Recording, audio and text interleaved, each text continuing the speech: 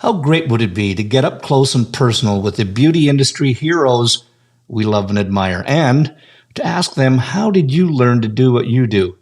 I'm Chris Baran, a hairstylist and educator for 40 plus years, and I'm inviting all our heroes to chat and share the secrets of their success.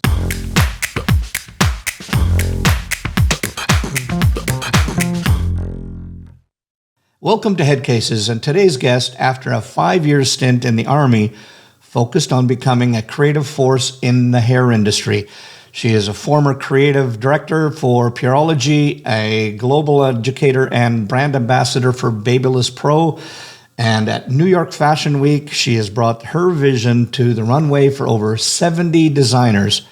Her work has appeared in Vogue, Harper's Bazaar, Marie Claire, Elle, Cosmopolitan, and even made waves on 60 Minutes. She is a finalist and multi-award winner at American Beauty Vision, NAHA, Behind the Chair, Global Image, and Alternative Hair Awards. She is the founder and CEO of HairBoss. She's an editorial stylist, a content creator, a mom, and a wife. She's a talented friend, a humble human being. So let's get into this week's head case, Jamie Wiley. Well, Jamie, welcome to Headcases, and it is just a real honor and a pleasure. I know we've had so much time that we've spent together on the road, at shows, at events, etc., but it's just really a pleasure to be able to sit down and have a great conversation with you today. I'm really excited. Thank you so much for having me. It's a true honor to be with you on your podcast. So let's do it. So, I always like people to know a little bit about the hair story, and I know I've got some questions. I know that you were in the Army. I went, holy crap, but I want to know about that. But what's your hair story? How did you get into hair? Yeah, so hair, I was always around hair. My mom did hair in her early 20s. My family's into hair. So I grew up in the salon, in the late 80s, early 90s, the perms and the solution and the soap operas are on. Fragrant wafts of ammonia. And it's like being in a room full of diapers, Exactly. And so just growing up in that, that area, or it sticks with you, especially how people feel. Yeah. You don't really remember the hair. You remember the fragrances and the aromas and the perms and all that, but I truly remember how people felt, and that was the beginning of it.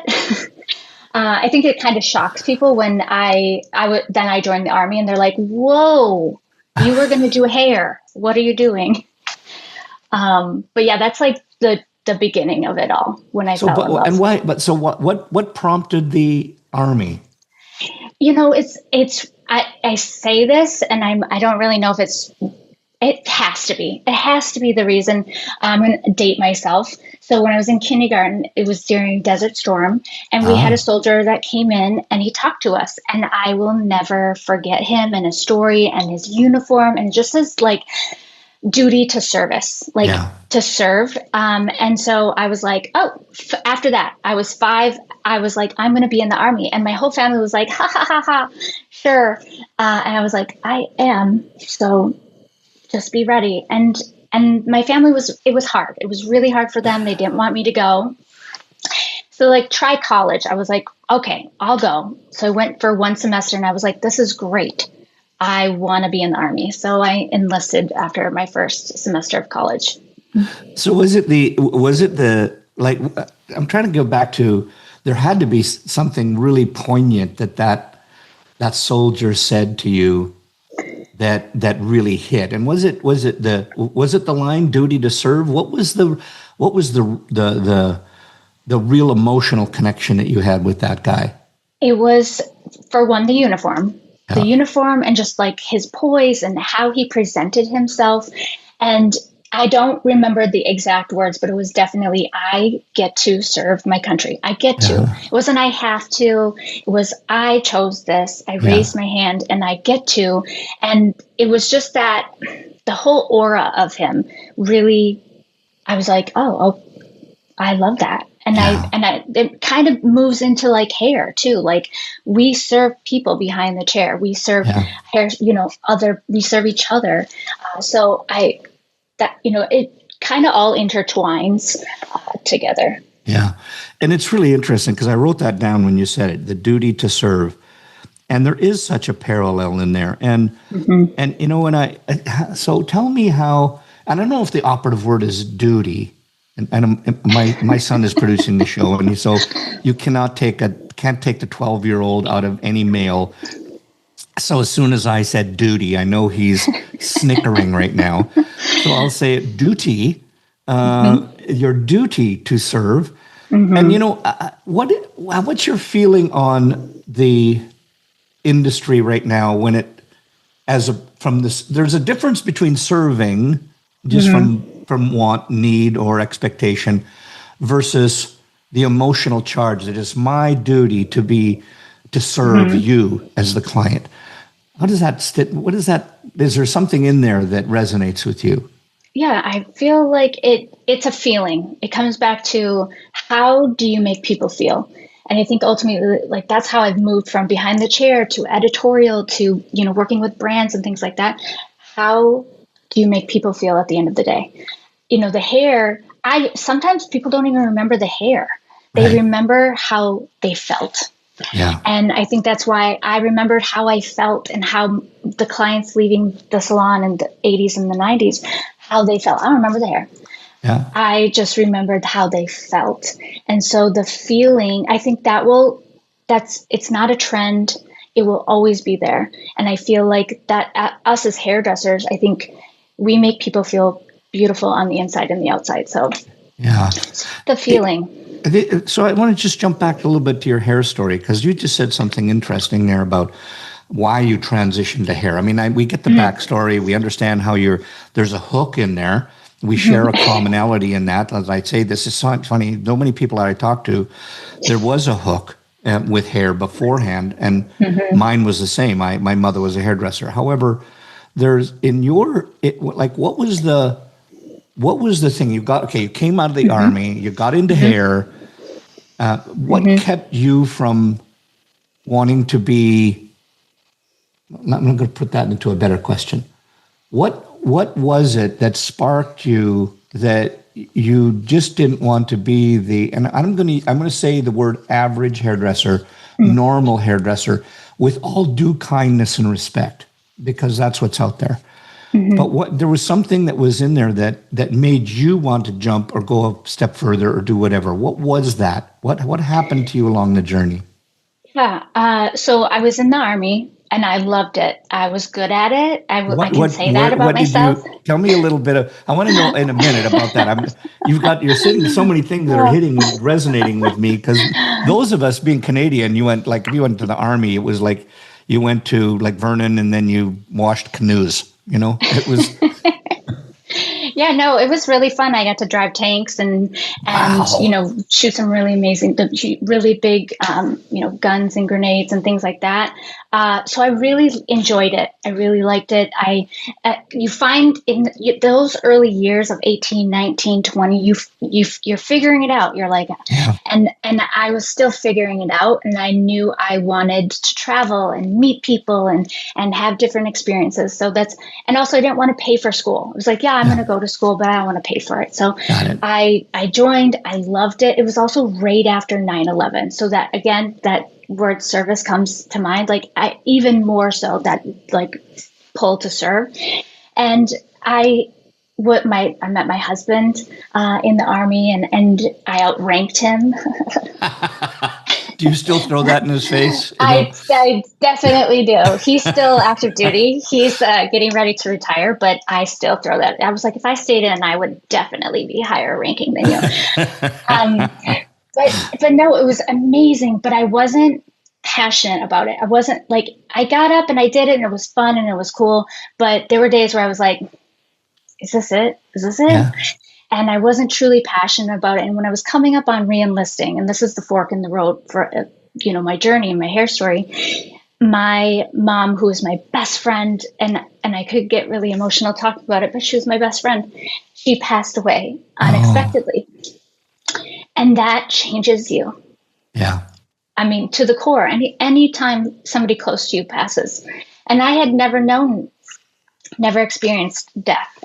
My grandparents were all still living, all of my relatives. I had never experienced that. Life is fleeting. And because you kind of feel invincible. Like Yeah. when you have an experience, you're like, nobody ever dies. Like, Yeah. and so I was either going to re-enlist or I was going to, I was planning on re-enlisting, and then that happened, and it changes you. And Yeah. I was like, I was pulled to move on. I also needed to heal. And, our parents teach us so many things, growing up, especially our mom. And I learned, and I didn't know this until years later, but I learned one of the biggest lessons she taught me was that day, the day that she died. And that was that you only get one shot. You only get one chance at this life. And so you might as well go after something that you're really passionate about and really sets your soul on fire. So, I enrolled in hair. So my husband deployed to Iraq at the time, and I enrolled in hair school, and it was the same school my mom went to.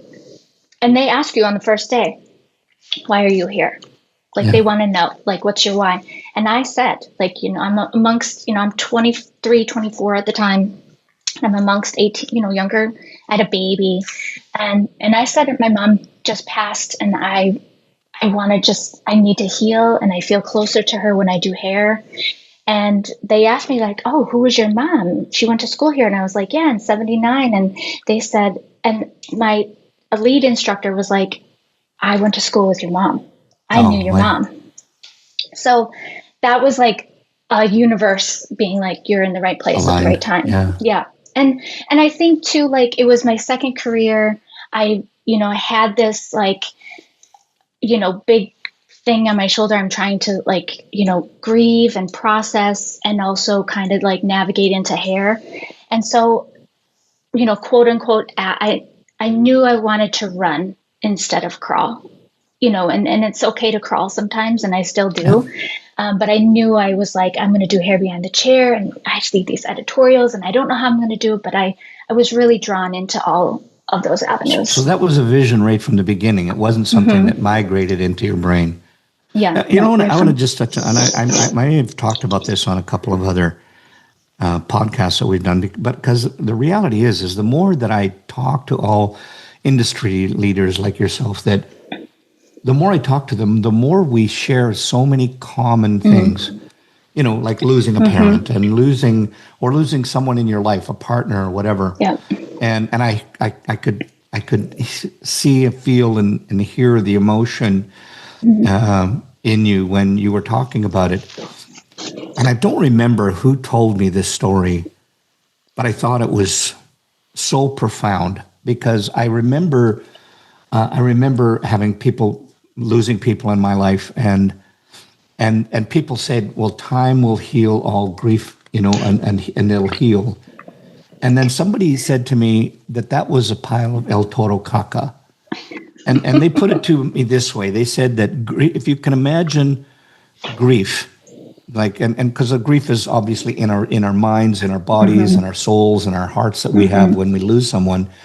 But what this person said to me is that they say that the grief will reduce. And the way that person put it was, they said, imagine your grief is inside of a big container, a cup, if you will. And they said, the grief never gets smaller. It's just that the cup gets bigger, and the things around your experiences are going on, but the grief is always still there. You're still always connected, remembering, having moments of pleasure, etc., that you have around that person, and so you have these throughout your life, little grieving moments, and maybe they calm down or whatever. But when that person put that to me, I went, that's the best analogy that I think I've ever heard for grief. Yeah, absolutely. And it's almost like you learn how to carry it. Yeah. At first it's really heavy, and it's huge, like you said, and you just, over time, you learn how to carry it. It's still there. Yeah. I say every day, I need my mom every day. Like, so it's definitely still there. Yeah, awesome. Well, I was going to say awesome, the wrong choice of words, but I think they play such an important part in our life, especially when you talk to people who maybe whose parents weren't as caring, as giving, and so on as your mom was. So, good honor. But so speaking of mentors, I mean, I'm inclined, as the guy in me wants to go back to what was it like driving a tank and throwing grenades, etc. But it was fun.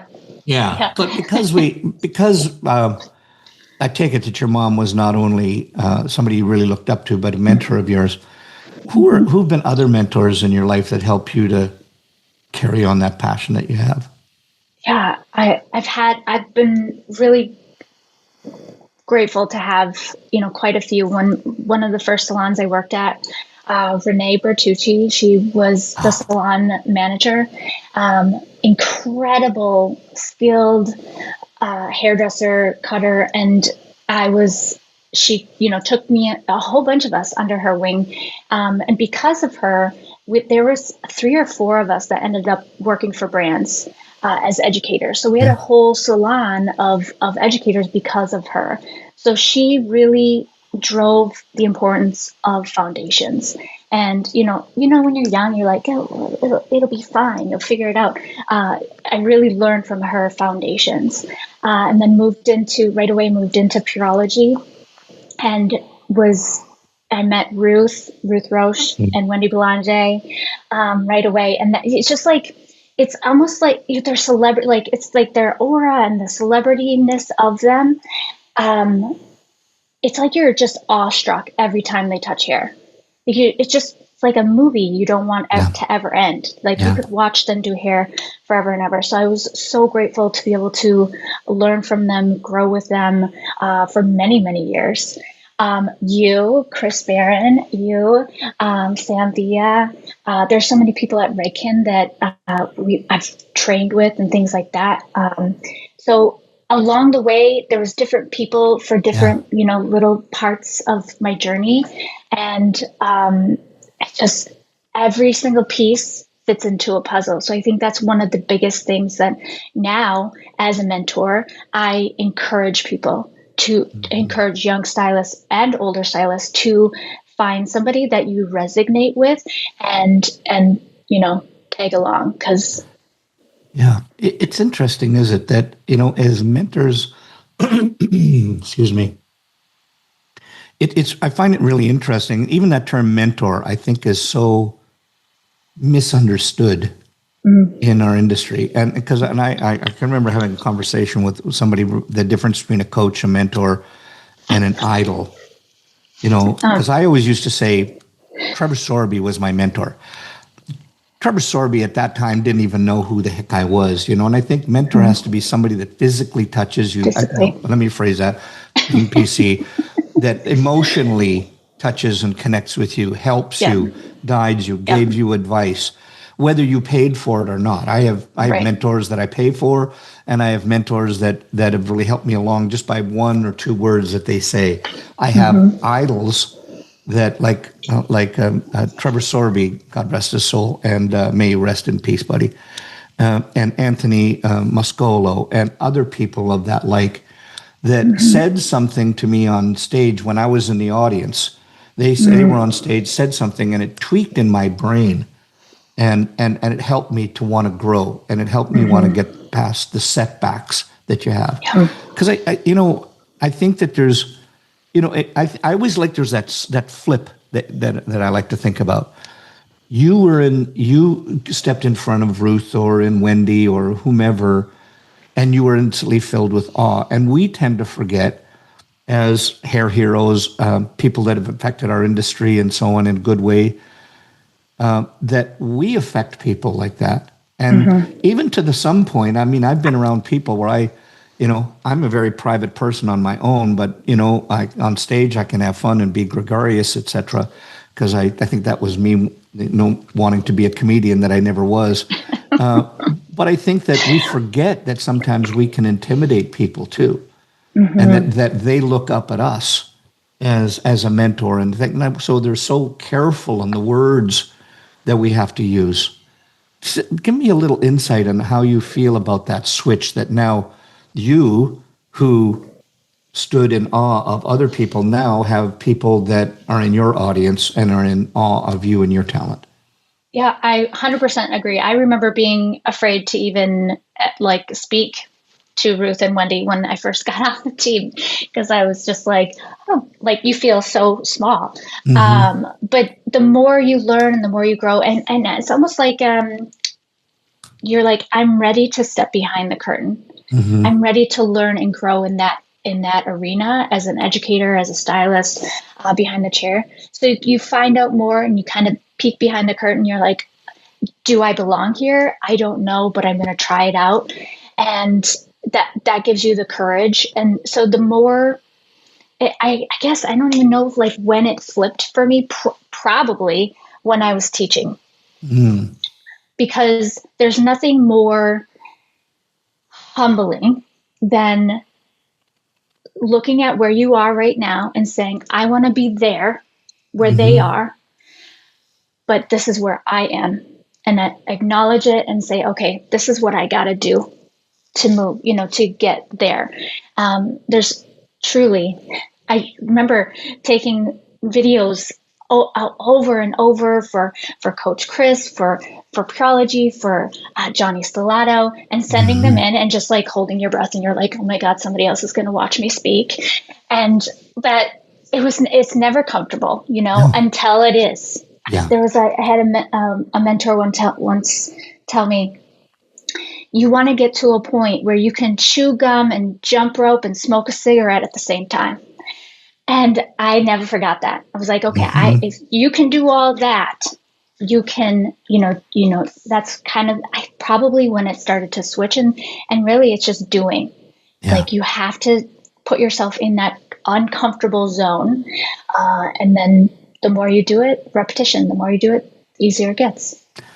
I've written that down, and I'm going to quote you on this from here on in, because I always believe in quoting. But I loved what you just said.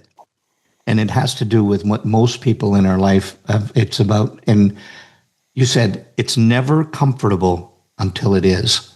And I think if so many people would just realize that in everything, I mean, we had to do it with riding a bike. We had to do it. We had to do it if you got married. You had to do it with kids. You had to do it with you when you're doing your first haircut, your first color technique, etc. It's never comfortable. Because, even our brain, the way our brains are wired is to keep us safe and keep us from avoiding harm or fitting in with society and so on. So mistakes are so often viewed as something that, like with you, having somebody watch your video, while they're looking at it and going, this girl's amazing, your brain and that amygdala at the back of your brain, what I call your lizard brain, is saying, oh, they're hating me, they're not liking me. I mean, listen, every time before I step in front and get this microphone in front of me or on a stage, I do the same thing. I'm always questioning myself. And I think that's what if people would just listen to that line that you said more often, you're never comfortable. It's never comfortable until it is. I just think that's a brilliant saying. And I think I'm going to get that and write that down, and that one down for me. I'm gonna throw one back at you, because I had a coaching session with my business coach, and we're talking about, why do we always want to step on stage? Why do we always want to put ourselves in that uncomfortable situation? And I don't know if I've ever been able to understand it, because I was never the kid that wanted to go into any competition or measure myself against somebody else for fear that somebody would say, oh no, you were in second place, or you finished last, or whatever that was. And I was talking to my coach about this, and I'm gonna give him a shout out right now for Jason Everett, and because he can go pretty deep on you, and he said to me, that he went through the same thing, and he actually wrote this quote down, and I have it written down in my office. And he said, may my true impact forever be obscured from my view. And I had to think about that for a second, because so often we do it for validation, like I want to step in front of, because I want to prove to myself and prove to other people of what I can do, and look at, it's that still a part of that look at me thing. And then even just a few weeks back, I had another meeting with him, a private meeting between him and I, and he helped to push me, which, I always want to say, you rotten son of a guy. But he pushes you, and he talked about how, and I can't remember the person's name who it came from originally, but I think, if I'm not mistaken, I think it might have been Simon Sinek. He said that most people, when you're stepping on stage or you're in front of an audience, you're doing it for a reason. You're doing it for the applause. You're doing it so the audience loves you. You're doing it for a good testimonial. You're doing it because of whatever reason, but you're doing it for the reason. And the one that stuck was, he says, the moment that you can stop being in front of an audience for what you want from them. I mean, we always talk about it's about them, it's not about us. Right. But that always resonated with me, but until I got the true meaning was when they said, when you don't have a need from the audience, you can be truly authentic in front of them. And I just went, holy crap. It puts a whole different light on what we do.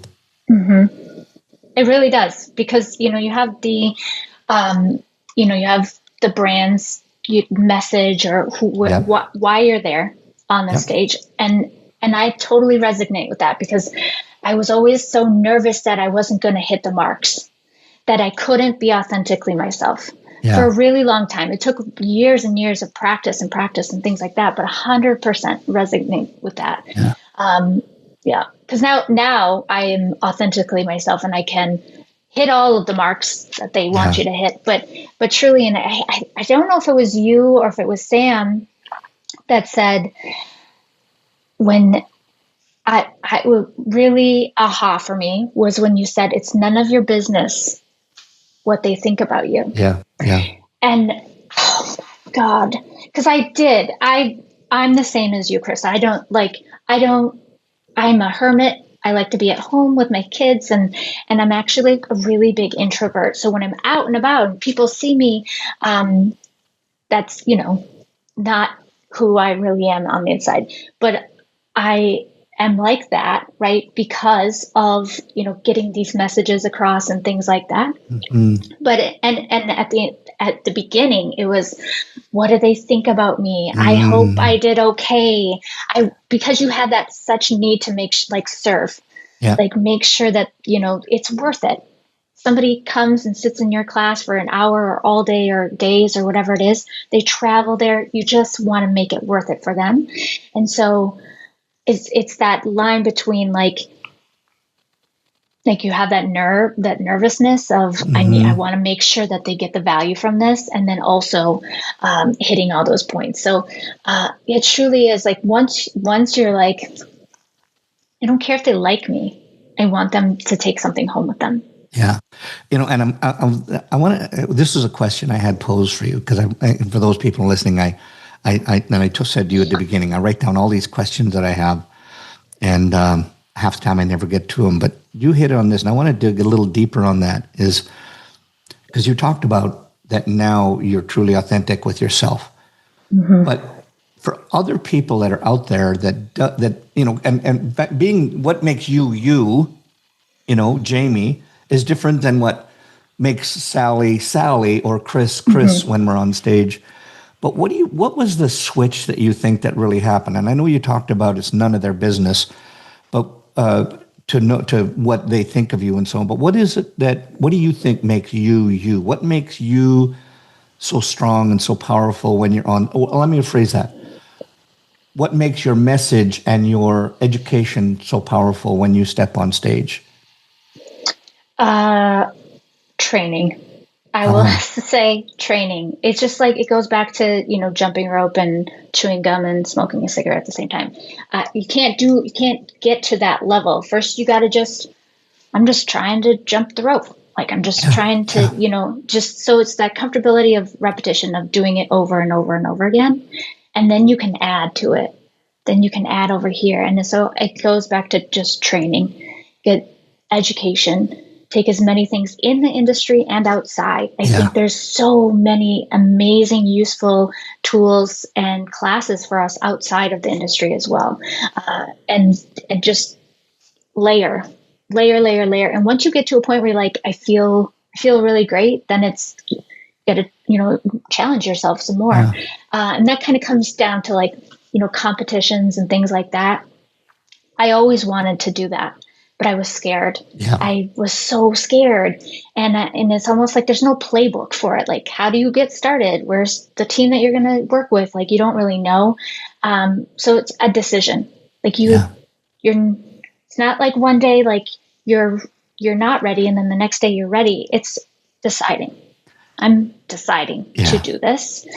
And so I think that just like layer all of the training that you can, because you don't fall, right? This saying, you don't fall down to the level of, the opportunity you don't rise to it. I'm saying it wrong. You don't rise to the opportunity, but you fall to the level of your training. And truly that's, I think, just seeking out what you want. I bet we have something in common.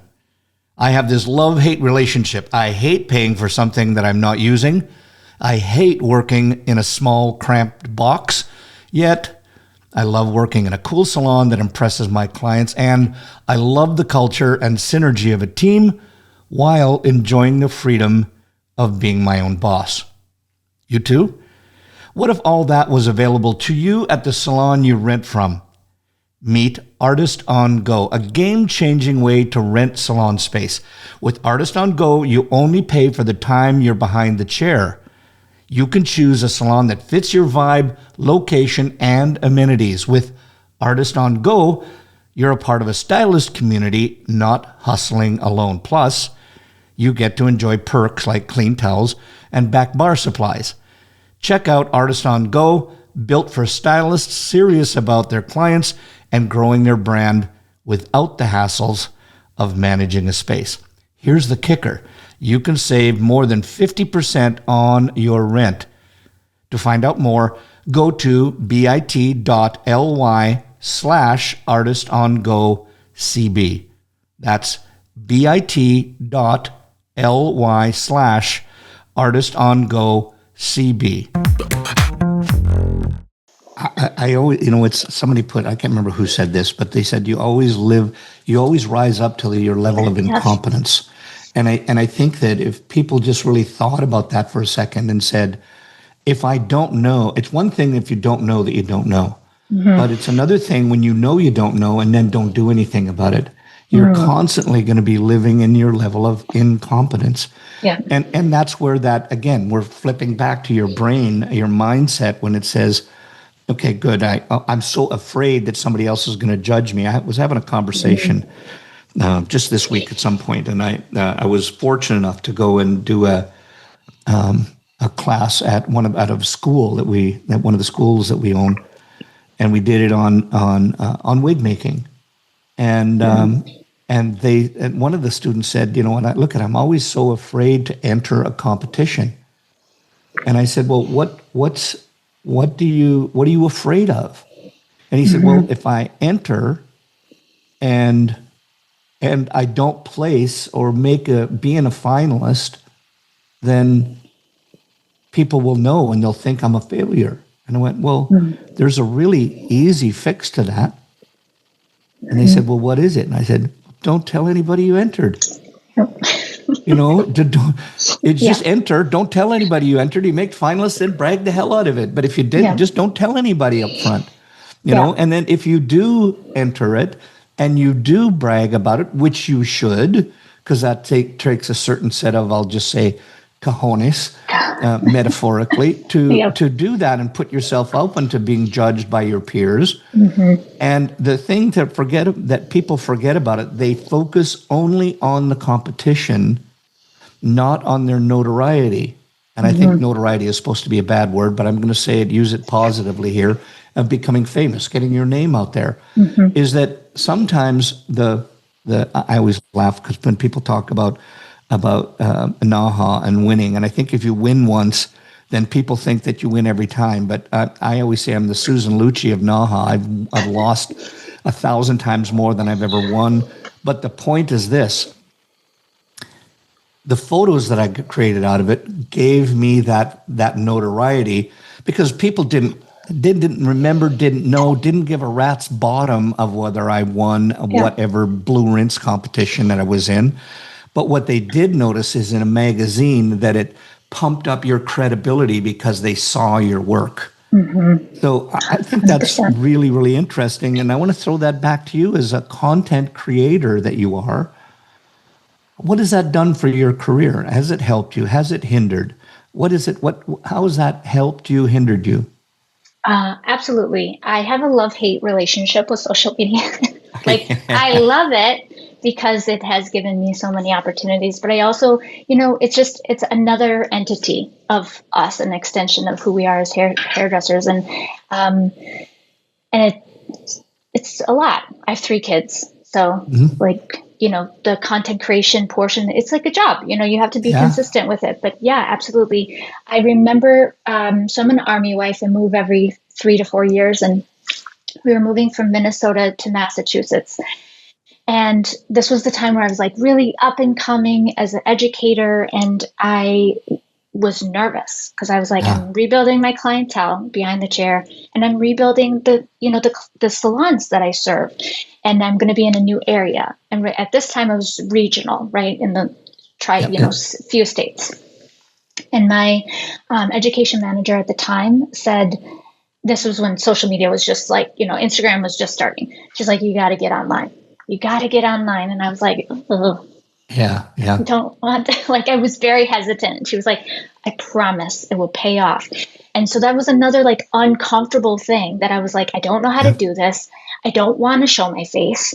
I don't want to, all of these things. But I dove into it. I got a coach and a mentor who wasn't in the industry, that it translates, right? So just building, growing, learning, all of the things. And because of that, it catapulted me behind the chair. It catapulted me as an educator because and I figured it out along the way. Why I like it now is because it's storytelling. I love to tell a story, whether it's content creation, whether it's imagery, whether it's for NAHA or competitions or whatever, magazines. I love the art of a story because people feel something from it. Yeah. And you can reach a lot of people through the interweb.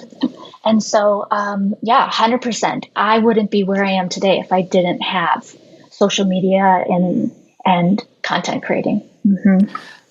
You said something really interesting there, and I just had one of those synapses that click in your brain, and I always equate it to if you drive to work one way and you only know that way, and the next time you go to work, you go, oh, well, that's how all this fits in relation to one another.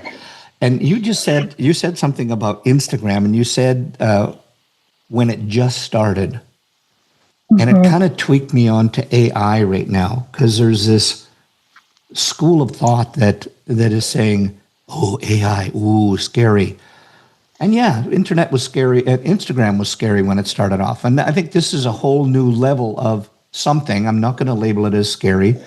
But I think that if people right now they're not following the things that are now, when it's getting started, you're going to get further and further behind. Just like if you didn't start with Instagram, and I didn't. I was one of those people that held off. I'm a baby boomer, so we're going to go back to writing and sending letters to one another. But it was, if you didn't do it then, it takes that much harder to get up when everybody else is they're like a mile ahead of you in the race. And I think that AI is kind of that parallel to it right now, that there's so many useful things that you can do with AI that helps us serve our customers, that help us storytell. That give me your thoughts on. I'd like to hear your thoughts, because I think we both have that love-hate relationship with social media, But give me are you using AI right now? Are you starting to use it, and in what ways? What would you advise people as a content creator for that student, that person that's just starting out getting their clientele? What would you advise them to use, and how to, that's the wrong word. What would you advise them to do right now? Well, it's a tool. It's a tool, just like social media, Instagram, TikTok, all those things are tools that are at our disposal that we can utilize to move us along on our journey, whether maybe it's going to move us a little quicker or the direction that you actually want to go in. And, before AI, it was a lot, you're doing all of it yourself, right? So for example, like content creation, I would sit there and write out, I would write out the script. I would write out, these are all the shots that I want to get, B-roll, all of that stuff. And now I can use AI as a tool and just plug in, hey, I'm doing a video on this. These are my goals with the video. And this is what I'd like to see, yada, yada, and then see what it spits out. And if it's good, you go with it. And if it's not, you redirect it. Say, I'm looking more for XYZ. Now, is it something that I just feel like, a lot of the journey is that. You have your starting point and you have your end point. And everything in the middle it's the joy of the journey. And that's where you learn everything. So are there times where you're using AI and you're taking that process out of it? Yeah.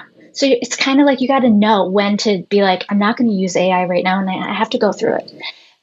Or when it's like, you know what, I just need to do this quick video, or I want to, market to my clients or whatever it is.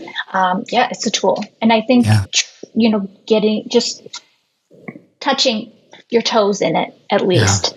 Yeah. And I like what you're saying, and I've learned this from my team that we have, and Marjorie, who's on the call right now, I love, she helps me a lot with getting used to AI. And what I loved is that she told me is if you're putting in a sentence, is to give AI a direction on how you want it written.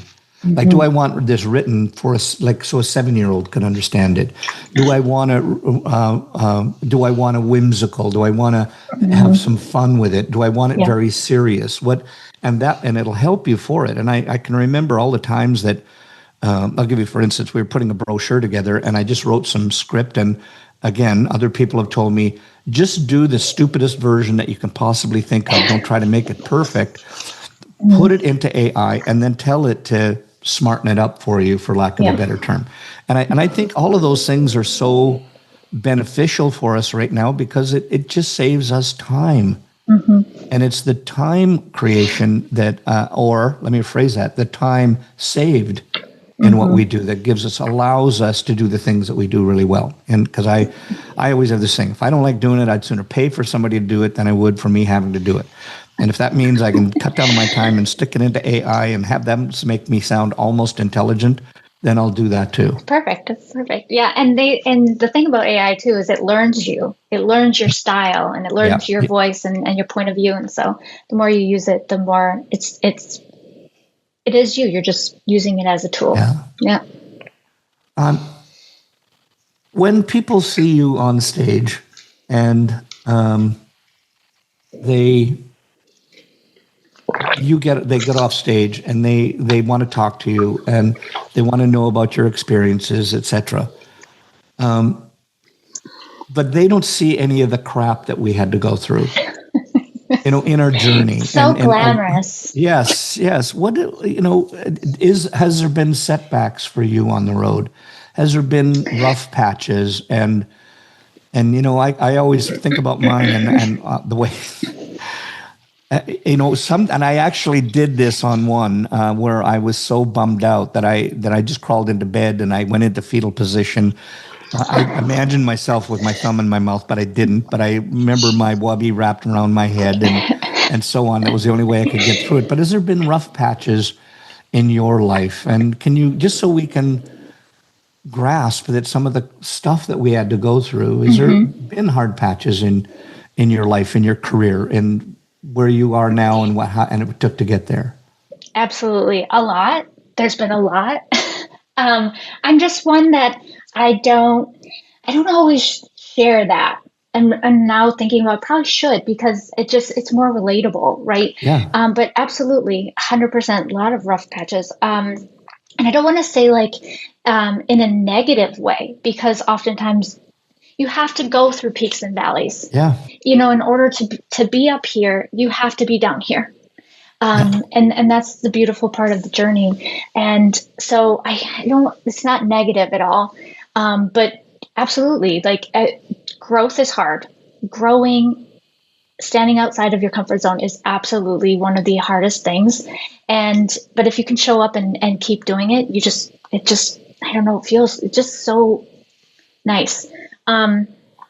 So I'm going to say this with all the love in my heart, and they are absolutely my pride and joy and the best things I've ever done in my life. But having kids has been challenging.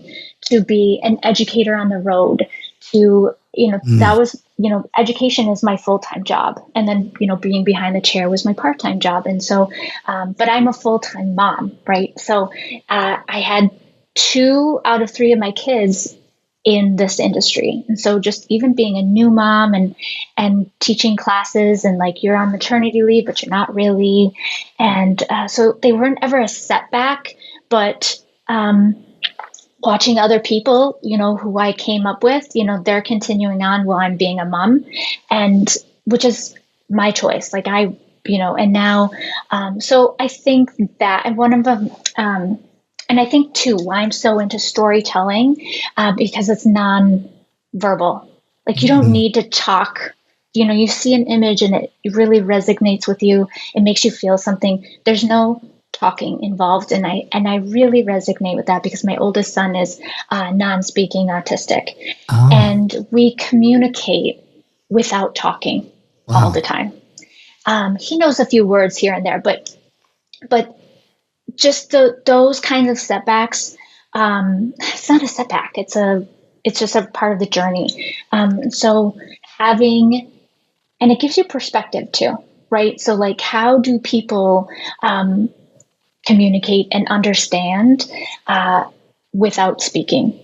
Yeah. And so that really, navigated a lot of my career. And even in the beginning, I was like, well, they're young, they won't remember, it's on the road, missed birthdays and anniversaries and things like that. And first days of school. Today was their first day of school.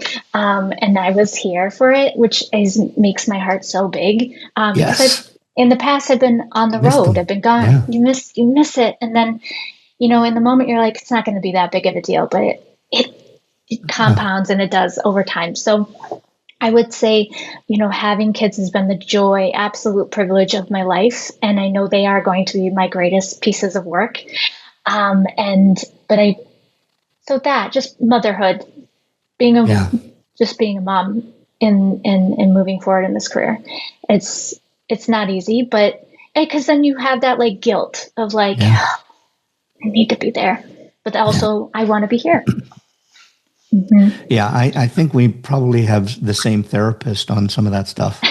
Because I think culturally it's more acceptable. I'm not being sexist or anything here, but culturally it's much more acceptable for the man to go on the road, earn a job, while the mom stays home, which is, we all know, a pile of El Toro caca, but culturally that's what it's seen as. And I know I'm still burdened, even though my kids don't tell me they didn't, I still am burdened with that not being there. And I know, so when you speak of that, you really touched my heart on that one, because I think anybody who hasn't been there and seen disappointment in their kids' eyes and whatnot, it's one of the most touching things, and I think it sears you to the soul, and when you can't be there for them. Anyway, just so we don't get both emotional on that one, we're kind of, I don't know, Jamie, we've almost been at it for just about an hour now, but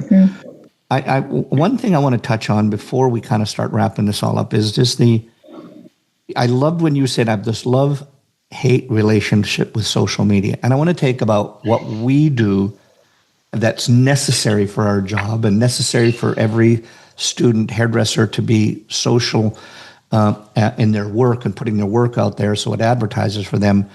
But to take your take on how social media has affected all of us to some degree, where that's all we're on. I mean, we can't live.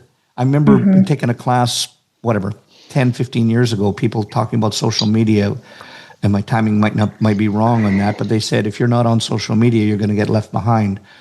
But now, I mean, everybody's got, even at a dinner table, everybody's got to have their phone on their dinner table. And what's your take on, and how do you feel, like, what do we need to do about it to get more socially adept to one another as opposed to our phones? Well, number one, again, social media is a tool for us as hairdressers. So utilizing it how you want to use it. Like how I use it can be completely different from the next person, at the next salon. So it's really, how much do you want to use it? How do you want to use it? And then easy ways to use it, because it can be overwhelming. And really just deciding that, because you don't need a massive following. You don't need to be an influencer. You don't even need to be a content creator. But if you want to utilize it to build, behind the chair, just build your community and have your clients follow you. And really, truly, that's the extent. And then you get to decide how much how much you want to share via social. So if you want to use it, I would highly, highly recommend it. And also, it can be super easy. I like to think of it like a magazine. Like when you open up a magazine, you see, print and ads and pictures, and it's a collective. It's not just all words. That would be a book, right? It's not just all pictures. So think of your social media like that. You want to share, bits and pieces of your work, bits and pieces of, the products that you use to do the work, bits and pieces of your lifestyle, because people buy people, then they buy things. So, do you have a dog? Do you go hiking? Do you exercise? Yada, yada. So just those bits and pieces will really draw in future potential guests. And they're out there, they're looking for you online. So and you decide how much and how little you want to use it. And there's a difference between, I always say this in every class, there's a difference between consuming, right? I'm going to open my phone and I'm going to be a consumer, because we all do it. And then all of a sudden 2 hours goes by and you're like, what just happened? Yeah. And there's a difference between consuming and opening the app to build yourself, build your brand. And so really having that conscious, for the next 30 minutes, I'm going to open the app and I'm going to build myself. I'm not going to consume any content. I'm going to update my bio. I'm going to reach out to future clients. I'm going to connect with current clients.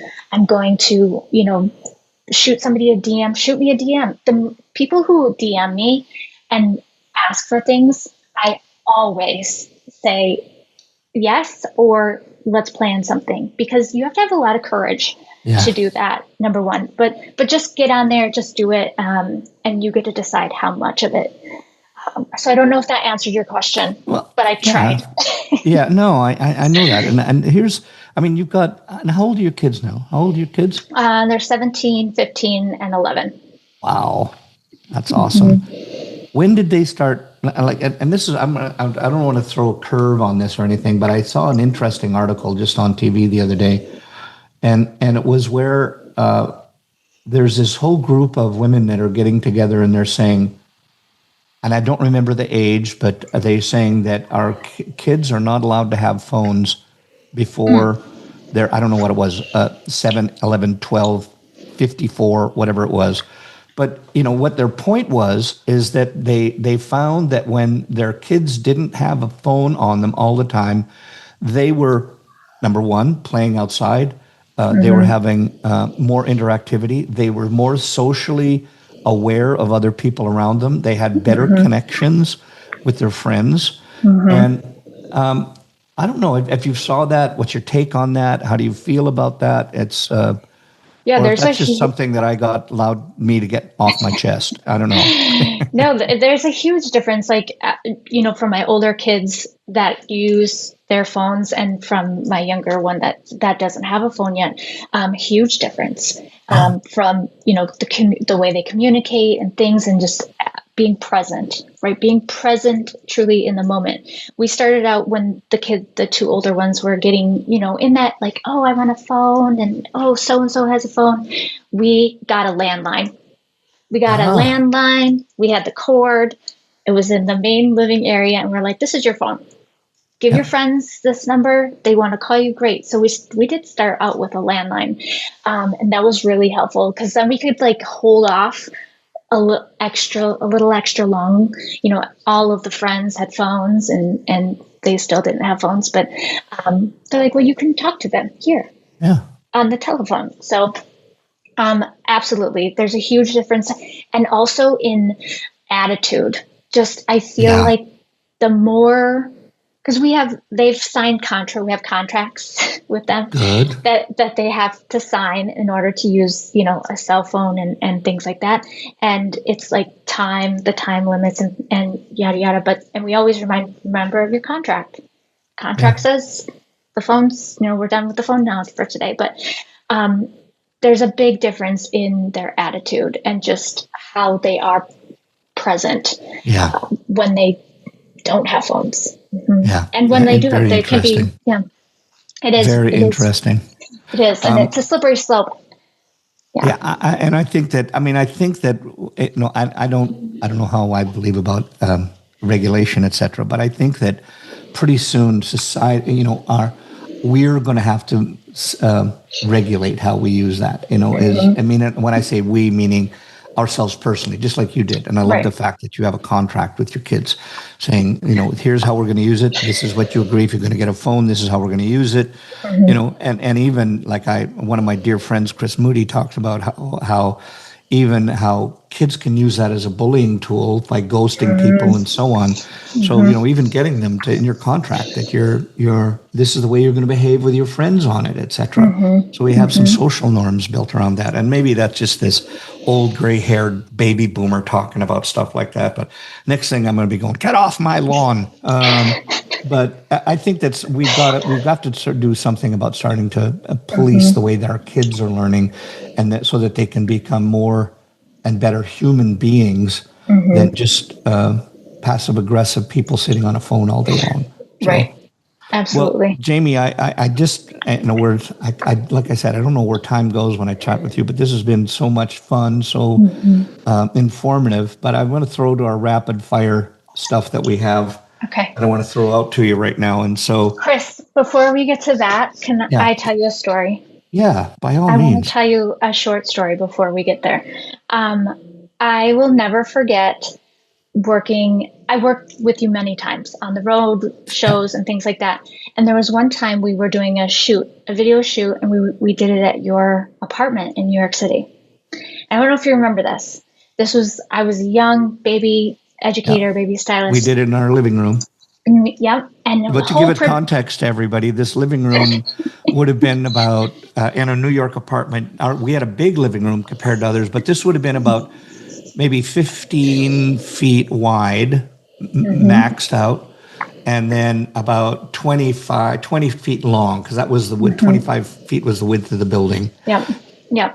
Whole production. I mean, huge production, video educational shoot for Pureology. And I was an assistant for Ruth and Wendy. And I will never, and it was like a cooking show, right? So like one look would have like 10 mannequins, and you just, you bring them in, and I prepped the mannequins, and I got to be in your office, prep the mannequins in your office. And I'll never forget, just as you have them now, all of your awards, like your NAHAs. And this is like the first time, like I knew Ruth had NAHAs and I'd been around people, but it was the first time it was like, and I was just like in such presence of greatness with you and Ruth and Wendy that I was like, I can do this. I can do this. I don't have a NAHA yet. But I can do this. And I was like, I have to share that with him, because I was like, that was a point where it's sometimes you don't always believe in yourself. You kind of need to just surround yourself with other people that are at that greatness that you want to be at. And then you're like, oh, I can do this. Like you start to believe in yourself too. So Yeah. I wanted to make sure I shared that with you. Oh, thank you. Well, that was very kind. Thank you. And I want to just add on to that is because you said it's about the people you hang with, right? And I often, and I wrote this word down. It's actually, I'm glad we must have a psychic connection, because early in the program, I wrote down the word aspiration, because you talked about who I wanted to aspire to be. And I think that's one of the things that people really understood, that there, you can have goals that are material, but you also have to have aspirations of who you want to be like, not who you want to be as in that person, who you want to be as a human being, and who that idol, an idol sounds like a kind of a corny word, but like I see somebody in that person that I look up to. I don't want to be that person, but I want to rise to that level. I want to be that person I want to be like that person that has risen to that level. And I'm kind of botching that up. I do that every time somebody pays me a compliment. But, I think that aspirations are great to have. And I certainly read, and I also want to say that, you said you're a very humble human being, but you have been nominated for NAHA numerous times as people and that's as much of a goal. And let me phrase that. That's not the right term. It's something to aspire to, and you have lived up to that. And I know there's going to be that day, probably in the real immediate future, where you will, because you keep working at it. So I just want to say that I guess that was the theory of reciprocity coming up. You paid me a compliment, and I'm not blowing smoke. That's very real. Thank you so much. How you've always impressed me as well. So I want to just jump onto our rapid fire here. So just quick answers. I'll throw them out to you. If you don't want to answer anyone, that's perfectly fine too. What turns you on in the creative process? The discovery of things that don't go right. Oh, I love it. And what stifles it? What stifles the creativity process? Forcing it. I don't force it. You have to let it come. And when it does come, you got to hit it till it's hot. Yeah. A thing in life that you love the most? Dancing. Oh, wow. I'm not a good dancer, but I'll get up there. I'll get there. Got the moves. In life, what do you dislike the most? Negativity. If you have a negative attitude, get away from me. I don't like it. In our industry, what are the things that you love the most? Connection. And what do you dislike? Connection. Oh, sorry. And what do you dislike the most? Competition. I'm in competition of myself, but nobody else. Got it. Yeah. A person you admire the most? Oh my God. There's so many. Ruth Roach. Person that should be admired. I mean, she's amazing. Absolutely stunning. Your most prized possession?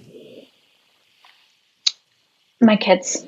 A person you wish you could meet?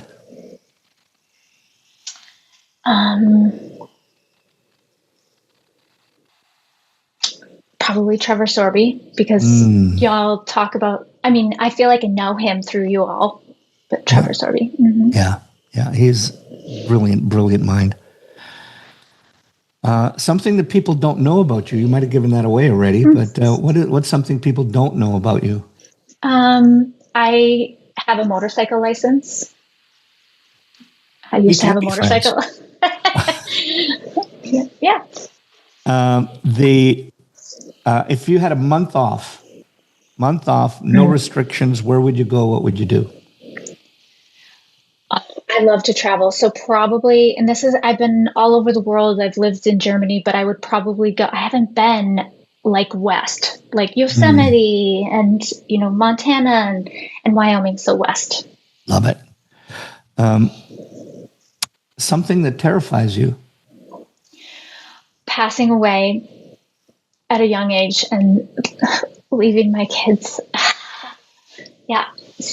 That I'm not afraid of death. I think it's a part of living, but I want to make sure my kids are set and really good before I go. Gotcha. Favorite curse word? Holy shit. And because I can't always say that, right, on stage and things like that, so I always say holy cats. Yeah, I'll give you away to one of my favorite curse words, but I know on stage I can't say it. I always say holy fuchsia. What's your favorite comfort food? Anything with the dip, chips and dip, guacamole, queso. Hot or mild? Like caliente Mild. or mild? I'm from Minnesota. I feel like ketchup's spicy. And for my Spanish-speaking people and friends that are out there, I just said caliente. That's hot as in touch, but I meant picante, which is spicy. Something in industry that you haven't done before, but you want to. Win a NAHA. There you go. Wait. Now we're putting that out to the world right now, so the world is now going to come back and give that to you. Exactly. If you had a do-over in your life, what would that be? And I won't take that. I wouldn't be who I am if I didn't have those. But what would be one do-over you would do differently? I would slow down. I was always in a rush to get somewhere. I would slow down. Oh, that would be my interesting. Each portion where I was at, I would slow down and enjoy it a little bit more. Oh, interesting. I think the operative word there is enjoy. I love it. Okay, this one I always find interesting. Tomorrow you couldn't do hair or anything to do with our industry. What would you do? Oh, I would. Oh my gosh. I would probably be a news anchor. Oh, interesting. Tonight on Channel 6. Get ready for your teleprompter. Okay, so I've got one last question that I want to throw out too, but before I get to that question, is if people want to get a hold of you or want to know how they can book you or do whatever, just to contact you for whatever reason, booking, etc., how would they get a hold of you? Mm-hmm. So on Instagram and TikTok, I'm Jamie Wiley Editorial. Because my first one got hacked, so I've had to rebuild it twice. But Jamie Wiley Editorial, and then if you want to book me or get a hold of me, jamiewiley.com. Gotcha. Okay. Last question. If you had one wish for our industry, what would it be? I would say, just do it, like the Nike ad. Just do it. If you're thinking about it, you got to jump right in, even if you don't feel ready. That's where you will get ready, is in the doing. I have a quote that I live by. It's don't talk about it, be about it. And so just be it, jump right in. Got it. Love it.